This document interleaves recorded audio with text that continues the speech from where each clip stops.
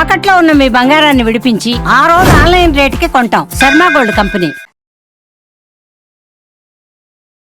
నమస్తే రమగారు. నమస్తే జయ. రమగారు, మీరు తెలివైన వాళ్ళ కథలు చెప్తారు, తెలివి తక్కువగా ఉన్న వాళ్ళ కథలు చెప్తారు. ఇప్పుడు ఏం చెప్తున్నారు? తెలివైన వాడి కథ చెప్పు. Very good. ఎప్పుడు కూడా తెలివి తక్కువగాను మనం దొరికిపోతూ ఉంటాం. బాగా తెలివైన వాళ్ళు కూడా అప్పుడప్పుడు తెలివి తక్కువగా దొరికిపోతారు. అవును. దానికి ఏం చేయలేము. సమయం. ఈ కథ చాలా బాగుంటుంది, సరదాగా మనం వినడానికి బాగుంటుంది, పిల్లలకి చెప్పుకోవడానికి బాగుంటుంది. పూర్వం ఒక ఊళ్ళోనట ఒక వ్యవసాయదారుడు, చాలా పెద్ద రైతు, బోల్డని పొలాలు ఉండేవి ఆయనకి, ఎడ్లు కమకం బ్రహ్మాండంగా ఉండేది. కానీ ఆయన పని వాళ్ళకి డబ్బులు ఇచ్చేవాడు కాదు, కొంత పిసినారు. పని వాళ్ళని పెట్టుకుని వాళ్ళకి 2 ఇవి చెప్పేవాడు లెక్కలు. నేను చెప్పింది చెప్పినట్టు చేయకపోతే తీసేస్తా, మీ అంతటా మీరు మానేస్తే నేను రూపాయి జీతం ఇవ్వను, నేను మానిపిస్తేనే డబ్బిస్తా. నేను పంపించాను అనుకో, నువ్వు వెళ్ళిపో అని పంపించాను అనుకో, అప్పుడు జీతం డబ్బులు ఇచ్చి పంపిస్తా. నువ్వు ఎగ్గొట్టి వెళ్ళిపోతానంటే నేను పని చేయలేక తప్పులు చేస్తే డబ్బు ఇవ్వను నేను. ఇలాంటిది ఇంకొక స్టోరీ ఇంతకుముందు చెప్పుకున్నాం కదా రమగారు. ఒక రైతు వేరే ఆసామి దగ్గర పనికి వెళ్తాడు, గుర్తొచ్చిందా మీకు? అలాంటివే ఇవి ఇక్కడ. ఎస్. ఇది ఒక తెలివనమాట. వాళ్ళు వీళ్ళు ఈయన కాంతం చూసి ఇంత ఉంది, రోజు తిండి గడుస్తుంది కదా అని చేరేవాళ్ళు. తిండి గిండి కుదిరేది. ఆయన ఏదో విపరీత పనులు చెప్పి వాళ్ళు అవి చేయలేక లేచక్కపోయేలాగా చేసేవాడు. ఓ. డబ్బే ఇచ్చేవాడు కాదు. 20 రోజులు చేశాక బాబోయ్ వీడి చెప్పే పనులు చేయలేకపోతున్నామని పారిపోయేవాళ్ళు, చేత కాకుండేవాళ్ళు. నాకు రాదండి అంటే ఆయనకు నచ్చదు. ఇలా గోవాలగా ఉండేది.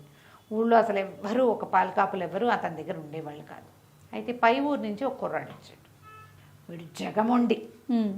అయితే వాడు ఏం చేశాడు, ఆ ఊళ్ళో అందరి దగ్గర వెళ్ళి పనులు అడుగుతుంటే వాళ్ళ పక్కపక్క నవ్వేసి, ఈ ఊళ్ళో పనులు ఏం దొరుకుతాయిరా, పెద్ద కాపేమో ఆయన, పెద్ద రైతు, ఆయన దగ్గర చేరిన వాడికి రూపాయి ముట్టదు అని అన్నారు. సరే వీడు అన్నం గడుస్తుంది, చూద్దాం ఆయన సంగతి ఏమిటోనని చేరాడు. వీడు జగముండి, శతపొగరబోతూ, దాంతోపాటు పెచ్చ తెలివి వాడికి. ఏం చెయ్యాలో చూద్దామని ఒళ్ళు దాచుకోకుండా పనిచేసేవాడు. ఓకే. మంచి పని మంతుడు. అయితే ఈయనకి నెల అక్కడ జీతాలు ఎలా అంటే 3 నెలలకు ఒకసారి ఇచ్చేవాళ్ళు, నెల కాదు. 3వ నెల వస్తుంది, వీడికి జీతం ఇవ్వాలి. ఆయనకి జీతం ఇవ్వడం ఇష్టం లేదు. పని మాత్రం చేయించుకుంటాడు. 2 పూట్ల తింటున్నారుగా, అదే చాలని ఉండేది. ఆ రోజుల్లో అలా ఉండేది కాదు. 2 పూట్ల అన్నం పెట్టి నెల తిరిగేసరికి 3 నెలలు తిరిగేసరికి జీతం ఇవ్వాలి.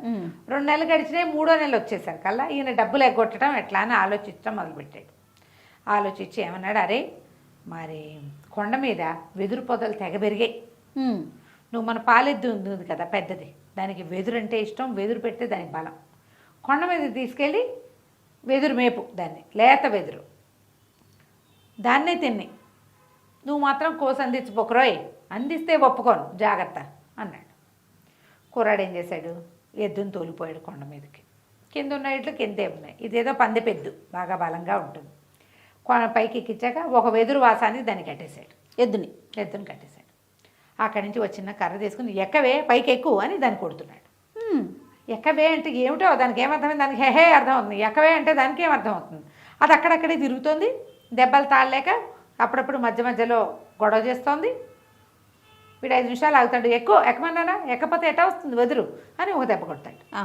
అది అక్కడక్కడ తిరుగుతుంది. దారైపోయే వాళ్ళంతా ఎద్దుని పైకి ఎక్కమంటున్నాడు అని నవ్వుకుంటూ పోయారు. నవ్వుకుంటూ వెళ్ళిపోతూ ఈ మాట అటు ఇటుగా ఈయన దగ్గరికి చేరింది.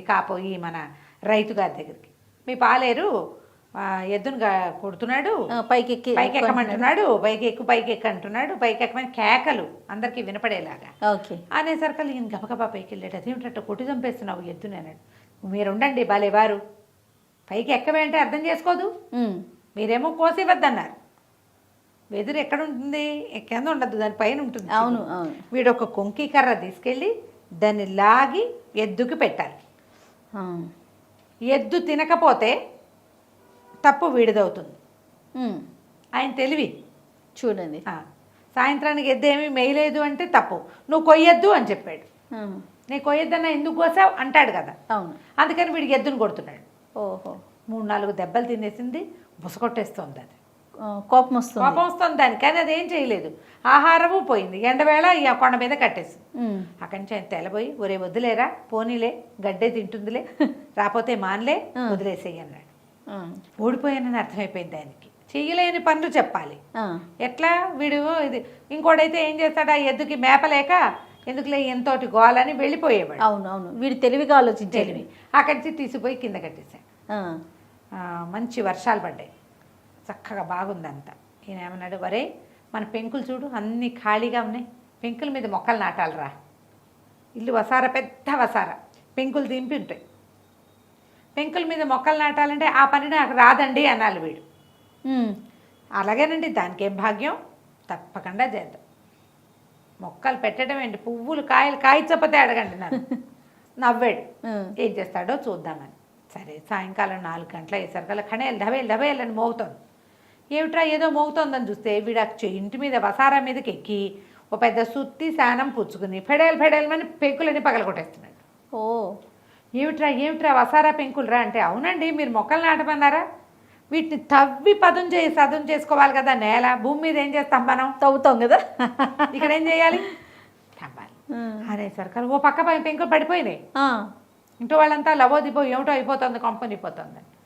ఏం తెల్లపోయి ఒరే వద్దులేరా, పెంకుల మీద వద్దులే, నేను ఆలోచన విరమించుకున్నాను, పగలగొట్టిన జాలే, దిగు నువ్వు దిగేసేయి. అలాగేనండి మీరు వద్దంటే మానేస్తానండి, దానికి ఏముందండి అన్నాడు. సరిపోయింది. ఇంకొక రోజులో 2 రోజుల్లోనో 3 నెలలు పూర్తవుతాయి. ఓ, డబ్బు ఇవ్వక తప్పదు, ఫిక్స్ అవ్వాల్సిందే. వానలు కొంచెం తగ్గుమొహం బట్టి పైరంతా బాగా ఎత్తుగా ఎదిగింది. వీళ్ళకి బోల్డ్ అంతా వరి పొలం.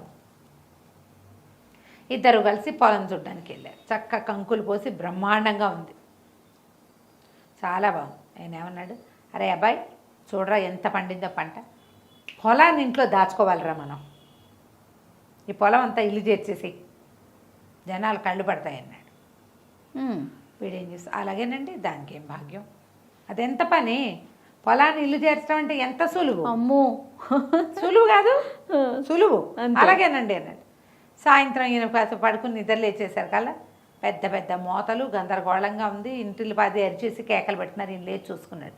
వీడు ఏం చేశాడు, వాకిట్లో వీళ్ళది పెద్ద ప్రహరీ గోడ, ఓ గుమ్మం తీసి పక్కన పెట్టేశాడు, గోడ పగల కొడుతున్నాడు. పెద్ద ఇనప గద ఒకటి తీసుకుని కొట్టేస్తున్నాడు, ఇసుకలు మట్టి తీయించేస్తున్నాడు. ఈయన తలబడి ఒరే నీ దుంపదేగా ఏం చేస్తున్నారంటే, మీరే కదండి పొలం ఇంటికి తెమ్మన్నారు అన్నాడు. నేను తెమ్మన్నది పొలం రా, నువ్వు గోడ ఎందుకు పగలగొడుతున్నా అంటే, భలేవారండి గోడ గడప తీయిపోతే అంత లావు పొలం ఇంట్లోకి ఎటా వస్తుంది, ఎలా లోపలికి వెళ్తుంది, ఎట్లా లోపలికి వెళ్తుంది, పొలం ఎంత పెద్దది మంది, అది రావాలంటే గోడ మొత్తం తీసేయాలి. ఈ పక్క నుంచి మొదలు పెట్టాలంటే సగపడైంది, మీరు నా చెయ్యి వదిలితే మిగిలిన సగం చూసి వీళ్ళు పొలాన్ని ఇల్లు చేర్చే మార్గం చూస్తానండి అన్నాడు. ఆయన దండం పెట్టేశాడు. ఒరే నీ తెలివితేటలు ఎక్కువైపోయినాయిరా నీకు, వద్దు నాయన పని మానేసేను. ఓకే, ఎందుకు మానండి, జీతం ఇచ్చేయండి చక్కగా మానేస్తాను అన్నాడు. మానే అంటే ఏం చేయాలి, అతను 3 నెలల జీతం ఇచ్చి వాడికి దండం పెట్టాడు. ఆ తర్వాత ఈ దిక్కుమాలిన రూల్స్ పెట్టకుండా చక్కగా కమ్మెచ్చులు తీసినట్టు అయ్యి ఎవ్వడూ రాడని అర్థమయ్యి జీతాలు ఇవ్వటము, పని చేయించుకోవటం మొదలుపెట్టాడు. ఎప్పుడు కూడా మొండి బేరాల దగ్గర ఎలా ఉండాలి, మకురుగానే ఉండాలి. అంతే. వీడు తెలివి చూపించి ఈ పని చేశాడనమాట. ఎంత చక్కగా ఉంటుందో కథ, చదవడానికి మాకు బాగుంటుంది. చాలా బాగుంది, వినటానికి కూడా బాగుంది రమ్మగారు. కథ కంచికి మనం ఇంటికి. రైట్ అండి, నమస్తే. నమస్తే.